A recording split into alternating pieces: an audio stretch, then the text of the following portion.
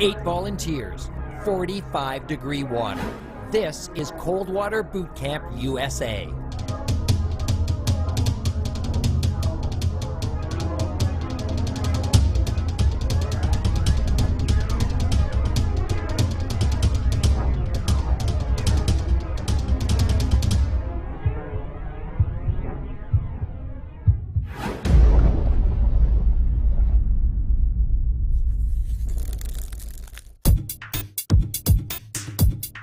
We have selected 8 very hardy volunteers from across the country to subject them to icy cold water and teach them how to survive an accidental cold water immersion.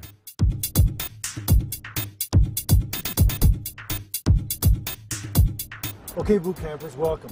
The best way to learn about cold water immersion is to jump right in. You've got your gear, go on and get suited up, and then you're all going to go for a swim.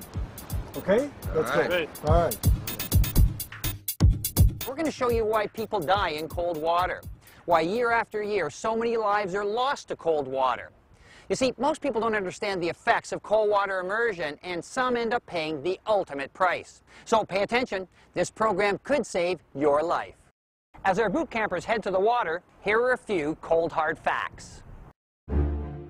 The 2007 study of recreational boating accidents by the United States Coast Guard found that water temperatures made a difference. In water between 70 and 79 degrees, only 8% of the accidents were fatal, while accidents in water with a temperature of under 59 degrees, more than 40% were fatal. That means your risk of dying in cold water under 59 degrees is 5 times as great.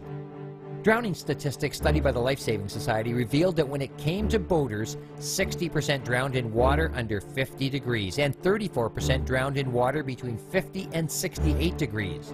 What makes it even more chilling is the fact that 43% were less than 6 feet from safety, and the majority, about 90%, were not wearing a life jacket. So why don't people wear life jackets? Research revealed that many said they don't need them if they're close to shore. Some felt that they could put their life jackets on in the water, and most said they didn't need one because they can swim. Well, as our boot campers are about to find out, that in this 45-degree water, none of those reasons are valid.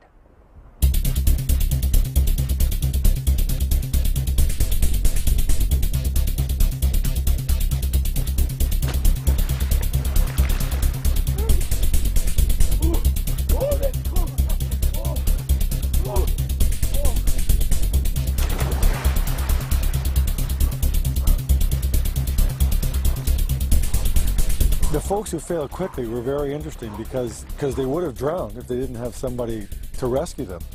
But they weren't, again, medically hypothermic or cold. So all they had was cold muscle tissue, which didn't work. And as you get weaker, you'll fail, and then you'll drown. Hey, how's everybody doing? Good. Well, you had an interesting experience this morning, and I'm just going to ask you one question. If you fell into ice water, how long until you became hypothermic? Not dead from hypothermic, just hypothermic. And you can see here that it's pretty interesting. 50% of the people said 5 minutes or less. And if you go on here, like if you add that, 70% of the people who responded said 10 minutes or less. And the reality is, as we're going to talk about, the answer is actually 30 minutes or more. Only if you have a life jacket on. So, we're going to describe cold water immersion. The first one is the cold shock response. Then there's cold incapacitation, which kind of happens within 5 to 15 minutes. And then hypothermia will only set in 30 minutes or longer. So in parallel, we're going to talk about this 1-10-1 principle that we developed. It goes like this: 1 minute to get your breathing under control. You have 10 minutes of meaningful movement, and you have 1 hour before you become unconscious due to hypothermia. So let's review these 3 effects. The first one, the cold shock response. We tell people that it lasts about a minute. Now gasping, you know, we don't need to speak to that. You get a cold blast of anything and you gasp. And you can imagine that that's not a great idea And the other thing about uncontrolled breathing is, and I don't think most people think about this, but when we're running or playing games or swimming, we usually entrain our physical movements with our breathing pattern. But now, if you have uncontrolled breathing, it makes it very difficult to control your swimming, as we saw a few cases earlier on. Second effect, cold incapacitation. We saw that a bit earlier, and we're going to see that quite a bit later on in our next set of swimming, right? So and it's all about just the effect of cold on muscle and nerve cells, right? Muscle cells do the action, nerve cells send the signal. You make either of those cold, and you're not going to be able to perform. It's pretty, you know, the physiology is complicated, but the principle is simple. Okay, so in water that's near freezing, incapacitation can occur within 2 to 10 minutes. So the third effect is hypothermia. This is what everybody associates with cold water immersion. So the realities are, even in ice water, it'll take 1 hour before you become unconscious due to hypothermia. Only if you have a life jacket on, because there's no way without a life jacket that you can keep your head above water long enough. Okay? So a life jacket really increases your chance of survival, as we all know. And remember, you're trying to increase your survival time, and you know, even if you can increase it 10 minutes or an hour, that could make the difference between living and dying. Today, the campers were tasked with some specific incapacitation tests. 4 volunteers headed just offshore to go for another swim, but this one was a little different from the one before. Chuck and Jonah and Ashante and Rachel were each asked to take a swim in pairs, one with a life jacket and one without.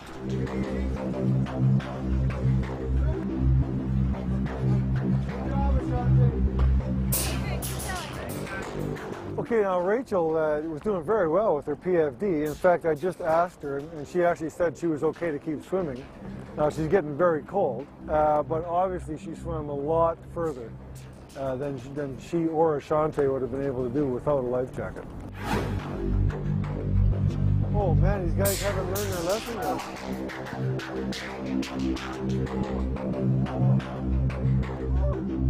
So as you can see, Chuck is having a very difficult time. He can keep his head above water, but with the waves and the cold water, basically all he's doing is staying afloat. He's not making any headway. Oh, what the hell? Take it easy. Oh man. The remaining 4 campers stayed closer to shore and were tasked to perform several tests. Their jobs were simple ones, like tuning and calling on a VHF radio, deploying a signal flare, and trying to reboard a vessel. But as time went on, those tasks became less simple, and after a short time in the water, you could clearly see that they became slower and more belabored. That's going a little slower. Tim and Victor were removed from the water, but Mario and Mark stayed in longer, much longer, to take them into mild hypothermia. Along the way, their core temperatures were measured, and interestingly, both experienced an increase in the beginning before the cold water started to cause their temperatures to drop. Okay, so in 20 minutes you've gone from 100.5 to 99.2. You dropped a degree in 1.2, and then you dropped another degree in the last 10 minutes. If I didn't have a life jacket, I don't know that I'd have made it much past that 5 or 6 minute mark. Certainly I would have drowned. I certainly would have made it 30 minutes. You're not going to be thinking about how much that thing costs. You're just going to be glad you have it. This was a very interesting weekend because even in water at 45 to 47 degrees Fahrenheit, we were able to see all 3 phases of cold water immersion. Just about everybody had a cold shock response, lots of gasping and hyperventilation, which in a couple of cases made it very difficult to swim.